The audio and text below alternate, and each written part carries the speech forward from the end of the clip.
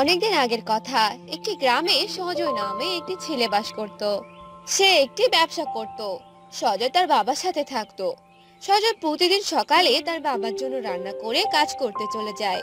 এতে করে সজয়ের সংসার চালাতে অনেক কষ্ট হয়ে পড়ে।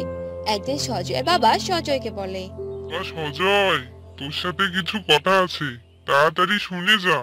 হ্যাঁ বাবা, রান্না করেই যাচ্ছি, শেষ হতে আর কিছুক্ষণ সময় লাগবে। এই বলে সজয় রান্না করতে লাগলো। আর রান্না করে সজয় তার বাবার কাছে গেল আর বলল, হ্যাঁ বাবা, বলো, আমায় ডাকছিলে কেন? হ্যাঁ রে বাবা, তোর রান্না হলো? হ্যাঁ বাবা, আমার রান্না, তুমি খাবার খেয়ে নিও। আমি খাবার নিয়ে যাব, তাই এখন আর কিছু খাবো না। হ্যাঁ বাবা, তুই এখন একটা বিয়ে করে নে, তোর এসব কাজ করতে অনেক কষ্ট হয়ে যায়। হ্যাঁ বাবা, সময় হলেই বিয়ে করে নিব, তুমি এত ভেবো না তো। এখন আমি চলে গেলাম। তারপর সজয় তার ব্যবসার কাজে চলে গেল। এভাবেই অনেক দিন চলে গেল।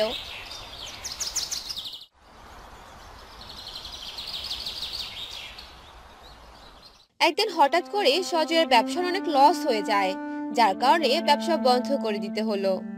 এ কি হয়ে গেল? আমার ব্যবসা যে পুরো বন্ধ হয়ে গেল। এখন আমি কি করব? কি করে সংসার চালাবো? এসব ভেবে সজয় অনেক দুশ্চিন্তায় পড়ে গেল। তখন সজয় তার বাবাকে সবকিছু বলে দিল। তখন সজয়ের বাবা সজয়কে বলল, বাবা, তুই কোনো চিন্তা করিস না, আমাদের একটা জমি আছে, সেই জমিটাই তুই এখন থেকে চাষ করবি, তাহলে আর কোনো সমস্যা হবে না। হ্যাঁ বাবা, ঠিকই বলেছো তুমি, এখন আমাকে এটাই করতে হবে, তাছাড়া তো আর কোনো উপায় দেখছি না। এই বলে সজয় তাদের জমিটা দেখতে গেল। এভাবেই অনেক দিন চলে গেল।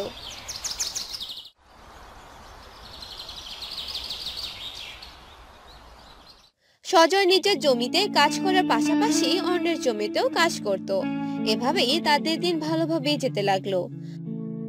আর কয়েকদিন পরই সজয় একটি বিয়ে করে ফেললো। সজয়ের বউ ছিল অনেক সুন্দর দেখতে, আর তার বউয়ের নাম ছিল রূপা। বৌমা, তোমার রান্নাটা হলো? তাড়াতাড়ি খাবার দাও, আমাকে যে বাজারে যেতে হবে। হ্যাঁ বাবা, নিয়ে যাচ্ছি। এই বলে সজয়ের বউ তার শ্বশুরকে খাবার দিয়ে দিল। আর সজয়ের বাবা খাবার খেয়ে বাজারে চলে গেল। এভাবেই কয়েকদিন চলে গেল। আর একদিন পরই সজয়ের সাথে রূপার অনেক ঝগড়া লেগে যায়। আর ঝগড়া থামার কোনো নামগন্ধই ছিল না। আর একদিন সজয় রাগ করে আরো একটি বিয়ে করে বউ বাড়িতে নিয়ে এলো। কি গো, এ তুমি কাকে নিয়ে এসেছো? মনে তো হচ্ছে নতুন বউ। আরেকটা বিয়ে করে এনেছি, তোমার ঝগড়া আর ভালো লাগছে না, এবার দেখি কিভাবে ঝগড়া করতে পারো। এ তুমি কি করলে গো? আমাকে আগেই ভালো করে বুঝিয়ে বলতা, তাহলে আমি আর তোমার সাথে ঝগড়া করতাম না।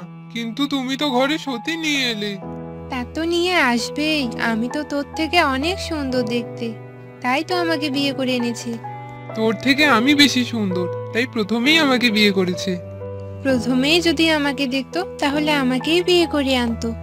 আরে এবার থামো তোমরা, আমি বিয়ে করেছি যেন আমি ঝগড়া থেকে মুক্ত হতে পারি, আর এখন তো দেখছি আরো বিপদ হয়ে গেল, এ দেখি ঝগড়া আরো বেড়ে গেল।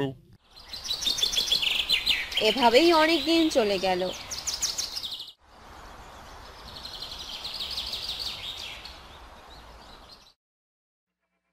আর সজয় সকালে উঠে খাবার খেয়ে কাজ করতে চলে গেল। তখন নয়ন নামে একটি ছেলের সাথে তার দেখা হলো। তখন নয়ন বলল, কি ব্যাপার ভাই, শুনলাম তুমি নাকি দুটো বিয়ে করেছো, তোমার বউগুলো নাকি দেখতে অনেক সুন্দর। হ্যাঁ, দেখতে তো সুন্দরী, তা তুমি কি করে জানলে? আরে সবাই তো বলা বলি করছে, তাতেই শুনতে পেলাম। আরো একটা কথা শুনলাম। আবার কি শুনলি? শুনলাম তোমার দুই বোন নাকি সারাদিন ঝগড়া করে।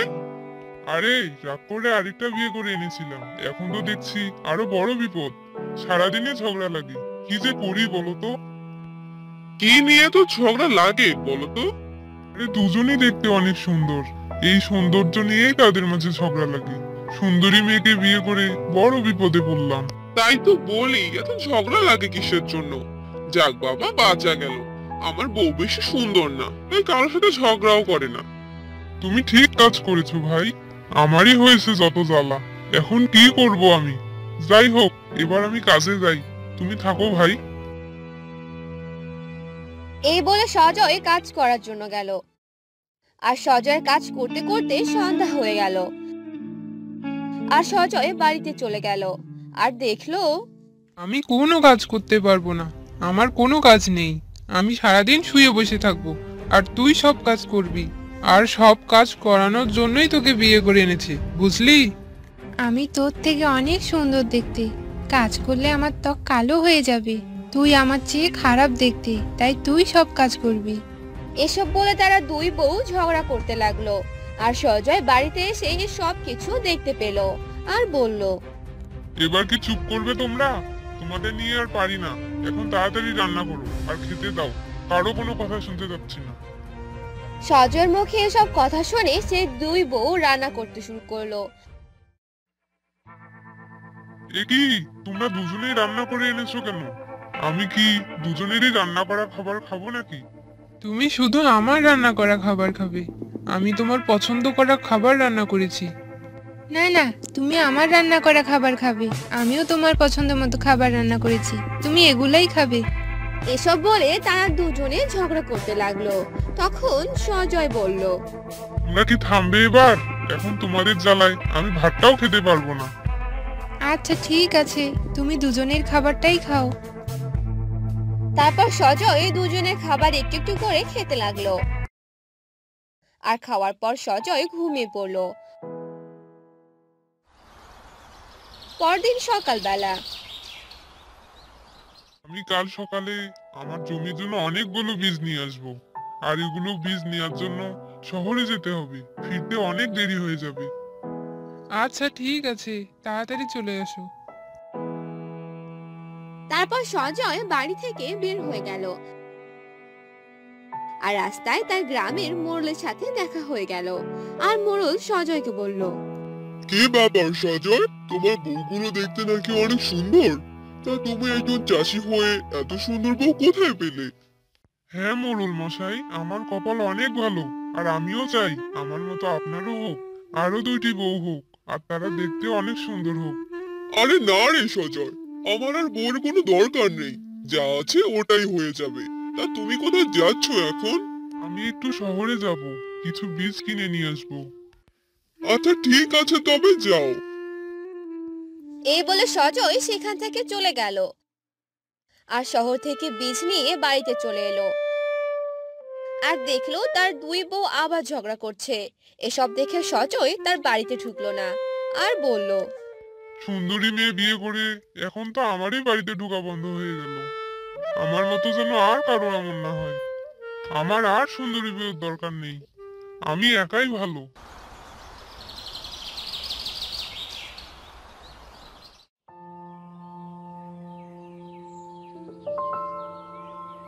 মা, বাবা, আমি শিকার করতে জঙ্গলে যাচ্ছি। শিকার করতে জঙ্গলে যাবে? এটা তো খুব ভালো কথা। তোমার সাথে কয়েকজন সিপাহীকে নিয়ে যাও। না বাবা, আমি একাই যথেষ্ট, আমার কোনো সিপাহী লাগবে না। তাড়াতাড়ি আসিস বাবা, তোর জন্য আমার খুব চিন্তা হয়। জঙ্গলে কত রকমের বন্য প্রাণী আছে, যদি তোর কিছু হয়ে যায়। তুমি চিন্তা করো না মা, আমার কিছু হবে না। আমি খুব তাড়াতাড়ি প্রাসাদে ফিরে আসবো। মা বাবার থেকে বিদায় নিয়ে রাজকুমার নীল শিকার করতে চলে গেল। যেতে যেতে রাজকুমার গভীর জঙ্গলের দিকে প্রবেশ করলো। সেখানে একটি মেয়েকে দেখতে পেল রাজকুমার। মেয়েটি ফুল সংগ্রহ করছিল। এই যে শুনছেন, কে আপনি? আর এই জঙ্গলে আপনি কি করছেন? আমি মায়া, এই জঙ্গলে আমি আমার মায়ের সাথে থাকি। আপনি কে? আমি এই রাজ্যের রাজকুমার। সত্যি আপনি এই রাজ্যের রাজকুমার? জি, আমি এই রাজ্যের রাজকুমার। আমার নাম নীল। কিন্তু আপনি এই জঙ্গলে কি করছেন? আমি এখানে শিকার করতে এসেছি। ও আচ্ছা, জি। আপনার সাথে পরিচয় হয়ে খুব ভালো লাগলো। আমারও আপনার সাথে পরিচয় হয়ে খুব ভালো লাগছে। এরপর মায়া বিদায় নিয়ে চলে গেল। রাজকুমার মায়ের চলে যাওয়ার দিকে তাকিয়ে থাকলো। এরপর রাজকুমার শিকার করা বাদ দিয়ে প্রাসাদে ফিরে যেতে থাকলো আর ভাবলো এই জঙ্গলে একটি মেয়ে আর তার মা কি করছে। এসব ভাবতে ভাবতে রাজকুমার প্রাসাদে ফিরে গেল। কিরে বাবা, এত তাড়াতাড়ি ফিরে এলি যে? তোর শরীর ঠিক আছে তো? হ্যাঁ মা, আমি একদম ঠিক আছি। ঠিক আছে বাবা, তুই ঘরে যেয়ে বিশ্রাম কর। আমি দাসীকে দিয়ে তোর খাবার ঘরে পাঠিয়ে দিচ্ছি। আচ্ছা মা। দাসী, এই দাসী, তুমি নীলের ঘরে খাবারটা দিয়ে এসো তো। জি মহারানী, আমি এক্ষুনি রাজকুমারকে খাবার দিয়ে আসছি। রাজকুমার মায়ের কথা ভাবতে থাকে যে এত সুন্দর একটা মেয়ে তার মায়ের সাথে জঙ্গলে কেন থাকছে।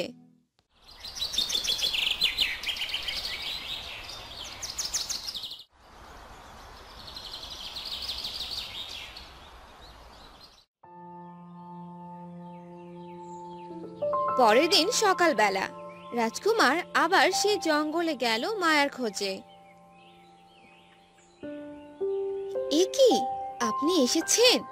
আমি আপনারই অপেক্ষায় ছিলাম। তাই নাকি?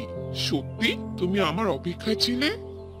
জি, আসলে আমার বাহিরের দুনিয়া সম্পর্কে কোনো ধারণা নেই। আপনি কি আমাকে এই বিষয়ে কোনো ধারণা দিতে পারবেন? হ্যাঁ, অবশ্যই। আমি পরের বার আসার সময় তোমার জন্য কিছু বই নিয়ে আসবো।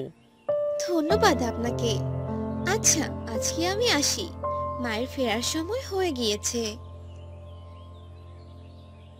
এই বলে মায়া সেখান থেকে চলে গেল। রাজকুমারও তার ঘোড়া নিয়ে জঙ্গল থেকে প্রাসাদে ফিরে গেল। এভাবে কিছুদিন চলে গেল।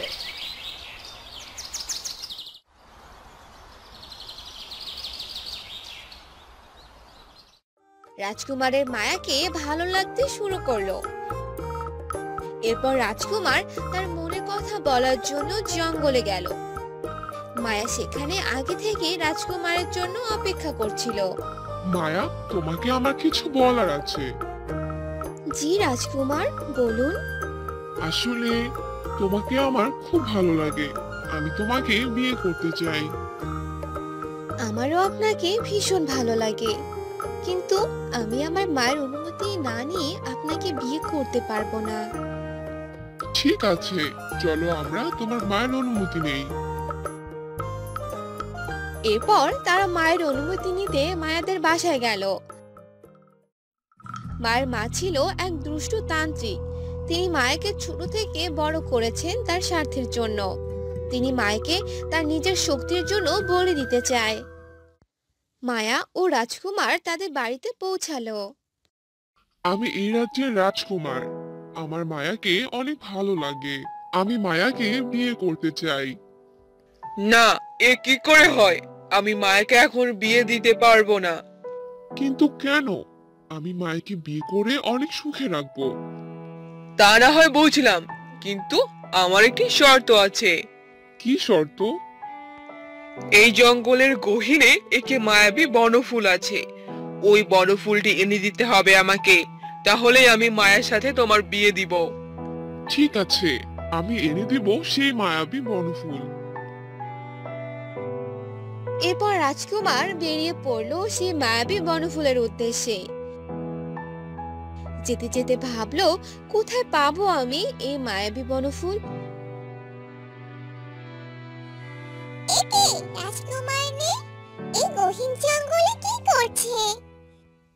এরপর পরি নীলের সামনে গেল এবং জিজ্ঞাসা করলো, কি ব্যাপার নীল, তুমি জঙ্গলে কি করছো?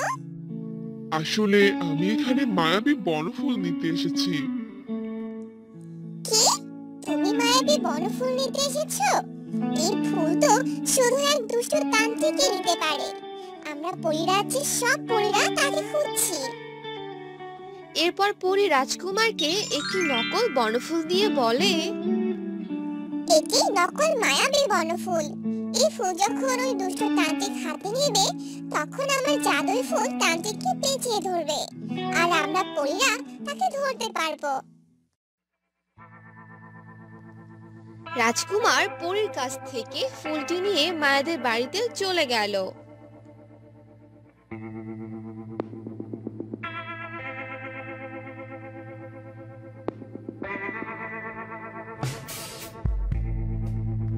তুমি মায়াবী বনফুল নিয়ে এসেছো? জি, আমি মায়াবী বনফুল নিয়ে এসেছি। এই নিন। তান্ত্রিক ফুলটি হাতে নিতে জাদুই ফুলটি তান্ত্রিকের সারা গায়ে পেঁচিয়ে ধরলো। এ কি, তুমি আমাকে কি এনে দিয়েছো? দেখ মায়া, আমাকে মারতে চাইছে এই রাজকুমার। পরী তখন সেখানে হাজির হলো। দুষ্ট তান্ত্রিক, তুই মানুষের অনেক ক্ষতি করেছিস। তোকে আমরা অনেক খুঁজেছি। তুই তোর সাথীর জন্য মায়াকে ব্যবহার করেছিস। আজ তুই আর আমাদের হাত থেকে পালাতে পারবি না। আমাকে ক্ষমা করে দে মায়া, আমি তোর আসল মা নই। ছোট থেকে আমি তোকে বড় করেছি আমার স্বার্থের জন্য। আমি তোকে বলি দিয়ে অনেক শক্তি অর্জন করতে চেয়েছি। পরী তান্ত্রিককে নিয়ে পরী রাজ্যে চলে গেল। রাজকুমার মায়াকে নিয়ে তার প্রাসাদে ফিরে গেল, আর রানীর মায়াকে ভীষণ পছন্দ হলো। তারপর রাজকুমার আর মায়ার ধুমধাম করে বিয়ে দিল। এরপর থেকে তারা সুখে শান্তিতে বসবাস করতে লাগলো।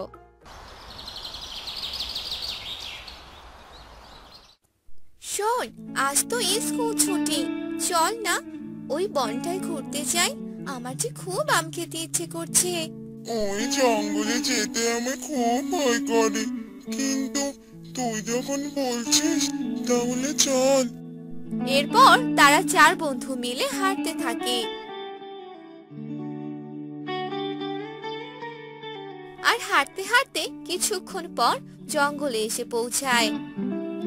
দেখ, চারপাশটা কত সুন্দর, কি যে ভালো লাগছে আমার। চল না আর একটু ভিতরে যাই।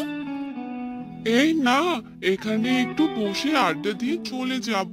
খবরদার, ভিতরে যাবি না কেউ। না না না, আমি যাবই। তোরা যদি না যেতে চাস তাহলে যাস না, কিন্তু আমি যাবই। এ কথা বলেই রানী একা একা গভীরে যেতে থাকে। তারা তিন বন্ধু আর কোনো উপায় না পেয়ে রানীর পিছু পিছু হাঁটতে থাকে। মাধব, ওই দেখ, কি অদ্ভুত দেখতে একটি গাছ। মনে তো হচ্ছে আম গাছ। অবাক কাণ্ড, এই যে নীল রঙের আম গাছ। গাছের আমগুলো দেখ কেমন নীল রঙের। আমি আগেই বলেছিলাম, চল ভাই পালাই। আমার একদম ভালো লাগছে না ব্যাপারটা। এই হলো আরেক ভেতর ডিম। তোর যাওয়ার হলে তুই একাই চলে যা। এই, তোরা চল, আমরা ওই গাছ থেকে আম পেড়ে খাই। আমিও জীবনে নীল আম খাইনি, আজ খাবো। এই বাঁধন, চল আমরা গাছে উঠি। এরপর মাধব আর বাঁধন গাছের নিচে যায় আম গাছে ওঠার জন্য। তখনই গাছটি কথা বলে ওঠে। তোমরা আম খাবে? তোমরা অনেক ভালো, তোমাদের আমার খুব ভালো লেগেছে। কে কে কে কথা বলে? ওরে বাবা রে, ভূত ভূত ভূত! এ চল পালা। আমি কোনো ভূত নই, আমি হলাম এই নীল রাজ্যের আম গাছ। এই গাছ দেখে কথা বলতে পারে। এই, তোরা চল পালাই, নয়তো আজ মরণ আছে কপালে। তোমরা যেও না, আমি তোমাদের কোনো ক্ষতি করব না। তোমরা কি আমার বন্ধু হবে? দাঁড়াও, তোমাদের আম দিচ্ছি। এরপর গাছ নিজে নিজেকে দুলিয়ে কয়টি আম নিচে ফেলে দেয়, আর সেগুলো চার বন্ধু খায়। আমগুলো খুব সুস্বাদু খেতে। আমাকে আর কয়টা আম দাও না। আচ্ছা, তুমি এমন নীল রঙের কেন হলে? আমি হলাম উপকারী নীল গাছ। আমার এই আম যদি কোনো অসুস্থ ব্যক্তি খায়, তাহলে সে দ্রুত সেরে যায়। আর আমার পাতা ছিললে সেগুলো টাকা হয়ে যায়। আর আমার কাঠ দিয়ে বাড়ি তৈরি হয়। এসব কথা আর কাউকে বলো না বন্ধু। এখন থেকে আমরা যখনই সময় পাবো তোমার গাছের আম আর তোমার সাথে গল্প করতে চলে আসবো। আমার খুব আনন্দ লাগছে। আজ থেকে আমার 4 জন নতুন বন্ধু পেলাম। গাছ বন্ধু, আজ তাহলে আমরা আসি, অন্যদিন আবার আসবো। এরপর তারা 4 বন্ধু মিলে যে যার বাড়িতে চলে যায়। আর এভাবেই তাদের জীবন ভালোই কাটতে থাকে। সুযোগ পেলেই তারা 4 বন্ধু মিলে সেই নীল রঙের আম গাছের সাথে দেখা করতে যায়। কয়েকদিন পর গ্রামের একজন খুব অসুস্থ হয়ে যায়, কিন্তু অনেক ডাক্তার কবিরাজ তাকে সুস্থ করতে পারে না। আম গাছ আমাদের একটা উপকার করবে। কি উপকার বন্ধু বলো? আমাদের গ্রামের একজন কাকিমা খুব অসুস্থ, কিছুতেই যে সুস্থ হচ্ছে না। ওহ, এই ব্যাপার। আচ্ছা দাঁড়াও, এখনই তোমাদের সমস্যা সমাধান করে দিচ্ছি। এরপর গাছ তাদের 3টি আম দেয়। এই 3টি আম নিয়ে যাও, আর এই 3টি আম 3 দিন সকালে খাবে। দেখবে তোমার কাকিমা সুস্থ হয়ে যাবে। এরপর তারা 4 বন্ধু মিলে আম নিয়ে আসে আর অসুস্থ কাকিমাকে 3 দিন খেতে দেয়। আর 3 দিন খেয়ে কাকিমা একদম সুস্থ হয়ে যায়। আর একথা গ্রামে জানাজানি হয়ে যায়। আর সবাই নানা অজুহাতে নীল আম গাছ থেকে আম পেড়ে আনতে থাকে। মানুষগুলো বড্ড লোভী। এরা যদি অকারণে এভাবে আমার আম গাছ থেকে আম পেড়ে শেষ করে, তাহলে তো তাদেরই বিপদ। আমার গাছে 10 বছর পর একবার ফল ধরে, আর আমার বন্ধুগুলো আর আসে না।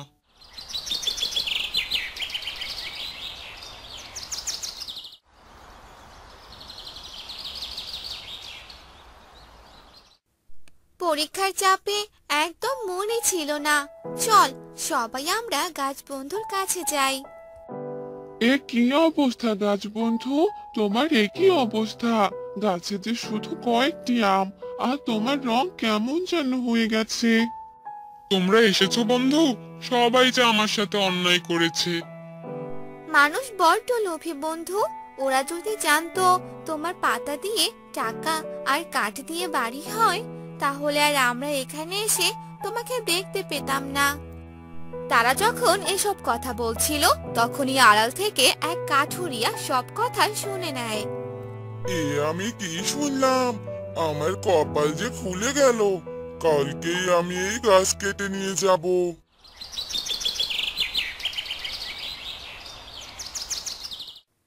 রাতের বেলা তারা 4 বন্ধু একই স্বপ্ন দেখে। আর তারা সকালেই এক হয় আর তাদের স্বপ্নের কথা বলে। আমার মনে হচ্ছে গাছ বন্ধুর বিপদ আছে, আমাদের এক্ষুনি যাওয়া উচিত। আজ আমি তোকে কেটে নিয়ে যাব। দাঁড়া, তোর পাতাগুলো পেরে আগে বস্তা ভরি। এ যে কোটি কোটি টাকা। তুমি আমাকে মেরো না। তোমার যত ইচ্ছে পাতা নাও, ডাল নাও, কিন্তু একবারে মেরে ফেলো না। কাঠুরিয়া নীল গাছের কোনো কথাই শোনে না। আর সে যেই না পাতা পাড়তে যাবে, অমনি সবাই সেখানে চলে আসে। তোরা বাধা দিবি আমায়? আয় দেখি কার কত সাহস।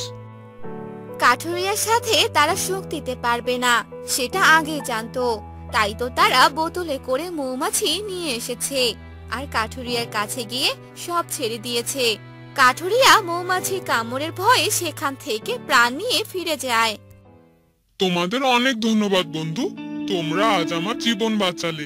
তোমাদের কাছে আমি চিরঋণী হয়ে গেলাম। ওসব কথা মনে রেখে একদম কষ্ট পেও না বন্ধু। আজকের পর তোমার ক্ষতি কেউ করতে পারবে না, তুমি সুরক্ষিত।